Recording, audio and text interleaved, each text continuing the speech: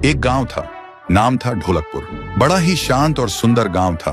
लोग हमेशा खुशी से झूमते थे क्योंकि उस गांव में रहता था महाराज रायस्टार, जो अपने गांव के लिए एक शेर था जो कभी अपने लोगों के साथ गलत होने नहीं देता था। लेकिन उस गांव में छुपा था एक डरावना राज, एक राज जो सबके दिल में था पर जुबान पे नहीं।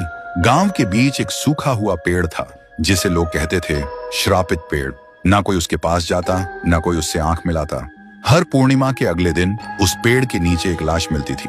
लोग कहते रात में कोई आता है और लाश छोड़ जाता है, लेकिन कभी किसी ने कुछ देखा नहीं और देखता भी कैसे। जो देखता वो अगले दिन पेड़ के नीचे होता था।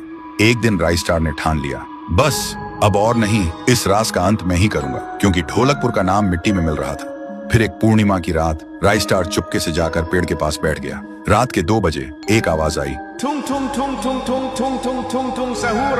और फिर वो पेड़ भूत में बदल गया। वो भूत कुछ अजीब सा था, एक भयानक शैतानी हंसी वाला चेहरा, आंखें बड़ी बड़ी। वो पेड़ चल के एक घर के गेट को जोर जोर से खटखटाने लगता है। तभी एक आदमी डर के मारे आवाज सुन के बाहर निकलता है। वो भूत अपने लकड़ी जैसे हाथ से एक ऐसा थप्पड़ मारता कि उसकी सांस वहीं थम जाती है और उसी जगह उस लाश को ले जाता है और वापस फिर से पेड़ बन जाता था। देखते ही रायस्टार का दिल कांप जाता है, पर वो कुछ बोलता नहीं।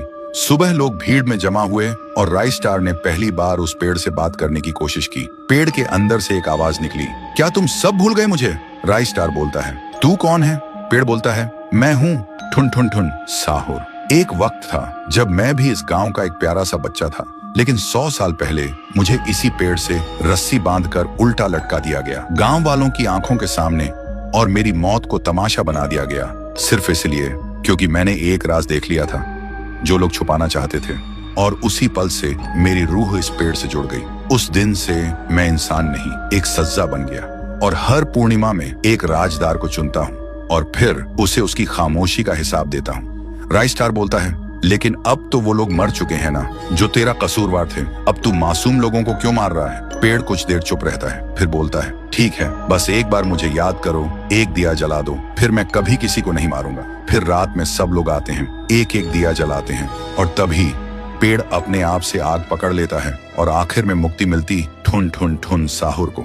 उस दिन के बाद गांव में कभी कोई लाश नहीं मिली। हर पूर्णिमा में लोग एक दिया जलाकर उसकी यादों को जिंदा रखते हैं, क्योंकि अगर भूल गए तो सपने में एक आवाज सुनाई देती थी, ठुंग ठुंग ठुंग ठुंग ठुंग ठुंग ठुंग ठुंग ठुंग सहूर।